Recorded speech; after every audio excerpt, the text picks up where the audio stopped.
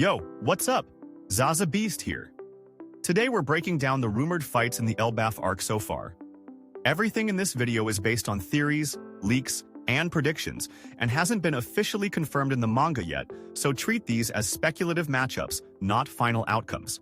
The first real confrontation in Elbaf wasn't against giant warriors or legendary creatures from mythology. It was against household pets. When the Straw Hats woke up, they found themselves trapped in what looked like a massive toy kingdom. But it was actually a diorama room belonging to a giant. This wasn't some mystical prison. It was literally a giant's hobby collection that they'd been shrunk down and placed into like action figures. The crew quickly realized they weren't alone in this miniature world. The giant who owned this collection had pets guarding his prized possessions, and these animals were absolutely massive from the Straw Hats' perspective. We're talking about creatures that would normally be house cats and small animals, but at their current size, these things were behemoths. The main threat was a giant cat named Iscat, who could transform into a lion form, making it even more dangerous. The fight itself wasn't particularly challenging for the Straw Hats given their current power levels, but it served an important purpose in showing just how disoriented they were in this strange situation. Luffy was punching giant paws, Zoro was slicing through fur and claws, and Sanji was kicking these oversized pets away from Nami and the others. The crew had to work together to subdue these animals without knowing the full context of where they were or what was happening. What made this encounter significant was the discovery that came with it. After defeating and subduing Iscat, the Straw Hats actually used the giant cat as transportation. They rode on Iscat's back to travel across what they thought was a vast landscape called the Land of Gods. But in reality, it was just a regular-sized room from the perspective of a normal giant. This was their first clue that something very strange was going on with their perception and size. The fight concluded with the Straw Hats successfully escaping the diorama and beginning to piece together that they were actually in Elbaf, just in very unusual circumstances. Nobody was seriously injured, and the animals were more obstacles than actual threats. But this encounter set the tone for how strange and disorienting this arc would be from the start. After escaping the diorama and defeating his pets, the Straw Hats came face to face with the giant who had captured them, a giant named Road, who was posing as the sun god. This wasn't some legendary deity or ancient warrior. Road was essentially a collector who got angry when his hobby room was damaged, and his pets were defeated by these tiny humans who had somehow ended up in his collection. Road pursued the Straw Hats through his massive home, absolutely furious about the destruction they'd caused. From his perspective, these were action figures that had come to life and were wrecking his carefully maintained collection. From the Straw Hats' perspective, they were fighting for their lives against a giant who had inexplicably shrunk and imprisoned them. The confrontation escalated quickly when Road tried to recapture the crew and put them back in his diorama. The Straw Hats weren't having any of it and fought back with everything they had. Nami in particular stepped up during this encounter, using her Klimatact to unleash a powerful Reitai attack. That's her thunder-based technique where she calls down massive lightning strikes from the sky. The Reitai hit Road directly, and the electrical discharge was strong enough to stun the giant and give the Straw Hats the opening they needed to fully escape. This wasn't a prolonged battle with multiple exchanges and power-ups. It was more of a quick confrontation where the crew needed to neutralize an angry giant quickly so they could figure out what the hell was actually going on in Elbaf. What this encounter established was that not all giants in Elbaf were going to be hostile warriors looking for honorable combat. Some were just regular people living their lives who happened to be massive. Road wasn't evil. He was just upset about his hobby being destroyed. The fight ended with the Straw Hats escaping and Road being left behind, though his ultimate fate and whether he'll appear again later in the arc is still unknown since the story is ongoing. Now, this is where things get really interesting and where we need to be crystal clear about what's actually happened versus what hasn't. Luffy encountered a massive chained-up giant in the underworld of Elbaf named Loki, who calls himself the Sun God. This is not a fight that's happened. This is a setup for a fight that's coming. But as of the latest published chapters, no actual battle has taken place. Here's what we actually know. Loki is being held prisoner in the deepest part of Elbaf's underworld, blindfolded and bound with massive chains.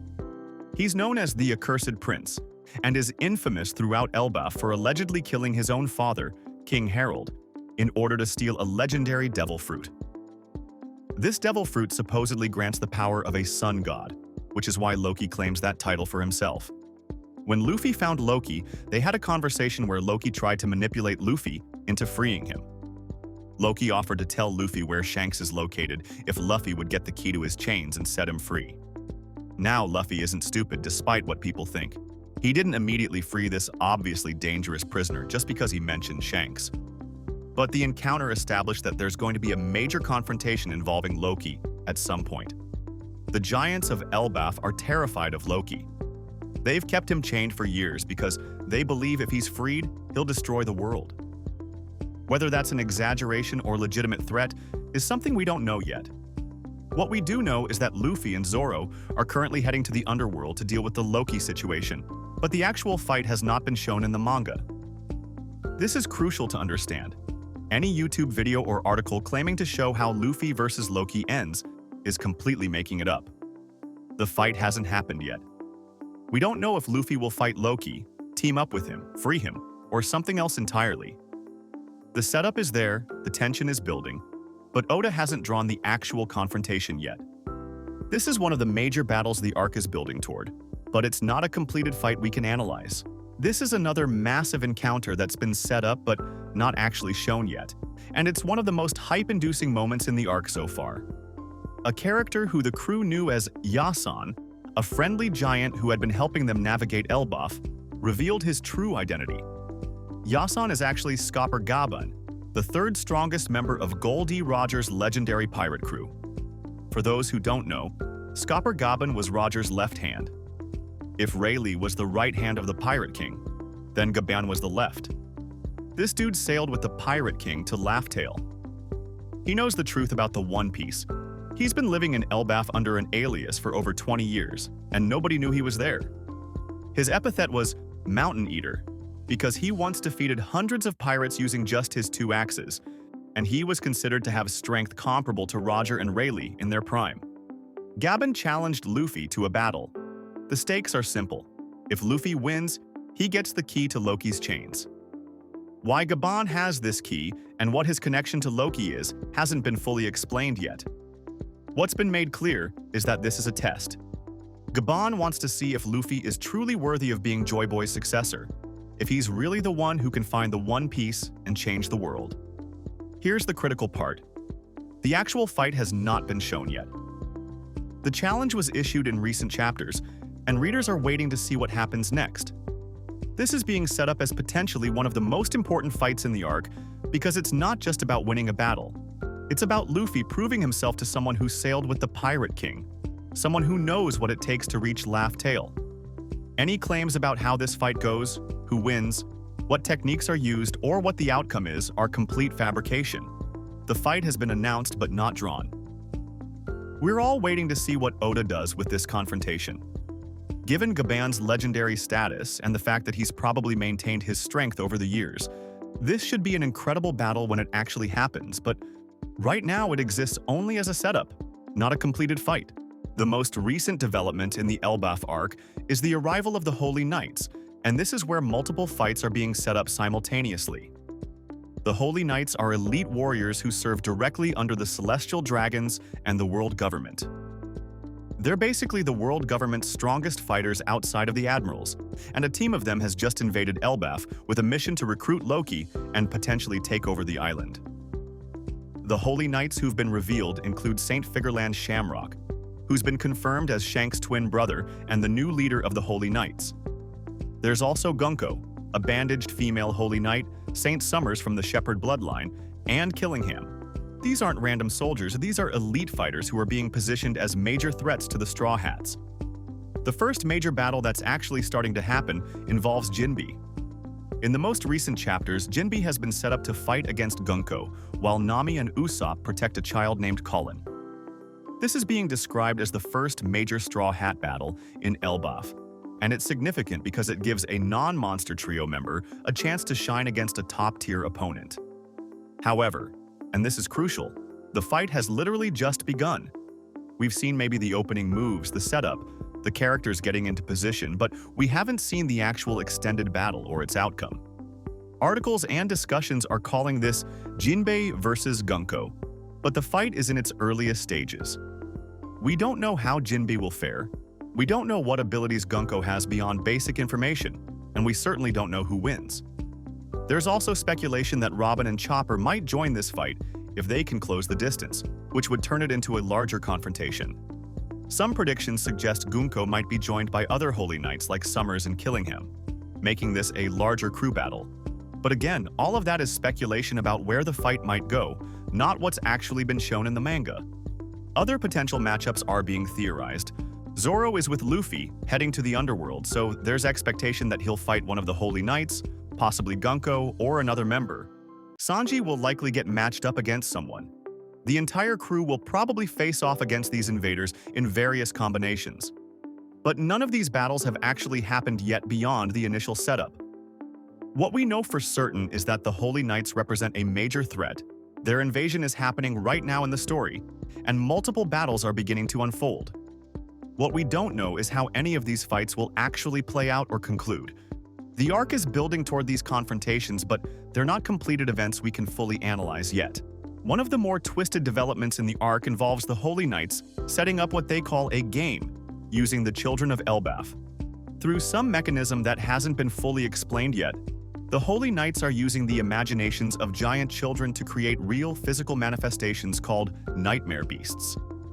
These creatures are born from whatever the children imagine, and they're attacking both the giants and the pirates indiscriminately.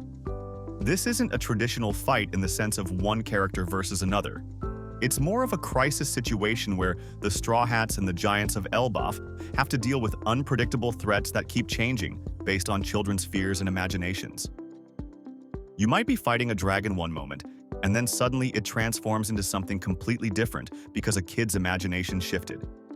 The situation is ongoing and hasn't been resolved yet. We've seen some of these nightmare beasts appear and cause chaos, but there hasn't been a clear solution to the problem or a definitive battle that ended the threat. This is part of the Holy Knights' plan to destabilize Elbaf and create chaos while they pursue their actual objectives of recruiting Loki and taking control of the island. There's one more fight that's extremely important to mention, even though we haven't actually seen it yet. It's been revealed in dialogue that Shanks fought Loki approximately 6 years ago, and this was the only defeat Loki has ever suffered in his entire life. According to the information given, Loki with his devil fruit powers is supposed to be world-destroying powerful, capable of bringing about the end of everything. But Shanks managed to stop him and defeat him decisively. This fight hasn't been shown in the manga yet. We only know about it through characters talking about it and through exposition. It's likely that when we get Loki's full backstory, or when the confrontation with Loki reaches its climax, Oda will show us a flashback of what actually happened between Shanks and Loki 6 years ago. That battle is probably going to be absolutely insane when we finally see it. But right now, it exists only as backstory that's been mentioned, not as actual panels we can analyze. Alright, so here's the real talk about the Elbaf Arc fights. We've got 2 completed encounters, the Straw Hats versus the giant animals in the diorama, and the confrontation with Road. Those are done, wrapped up, and we know how they ended. Everything else, it's either just beginning, being set up, or exists only as mentions and backstory. The Luffy versus Loki confrontation is coming but hasn't happened. The Luffy versus Scopper Gaban challenge has been issued, but the fight hasn't been shown. Jinbei versus Gunko and the Holy Knights invasion are literally unfolding right now in the latest chapters with no conclusions. The Nightmare Beasts. Crisis is ongoing. The Shanks versus Loki flashback is something we know about but haven't seen yet. This is why it's so important to be honest about what's actually happened versus what's speculation or setup. The Elbaf Arc is in its early to middle stages. Oda is building toward major confrontations, introducing legendary characters like Scopper Gaban and dangerous threats like the Holy Knights, and setting up what will probably be some of the most important battles in the entire series. But most of those battles haven't actually occurred yet in the published manga. If you see videos or articles claiming to break down how Luffy versus Loki ended, or describing the full Zoro versus Holy Knight battle, or claiming to know the outcomes of fights that are currently happening, they're making it up. They're either speculating and presenting it as fact, or they're straight up lying for clicks. The arc is still being written week by Oda, and we're all discovering it together as new chapters come out. What we can say is that the setup is incredible. The reveals have been massive. The potential for epic battles is off the charts. But we need to be patient and let Oda actually tell the story instead of pretending we know how it ends when we clearly don't. The fights that have happened were good scene-setting encounters. The fights that are coming are going to be legendary, but we need to see them first before we can break them down. So that's the honest truth about every fight in the Elbaf Arc so far. Stay tuned for more as the arc continues, because when these battles actually happen, they're going to be absolutely insane.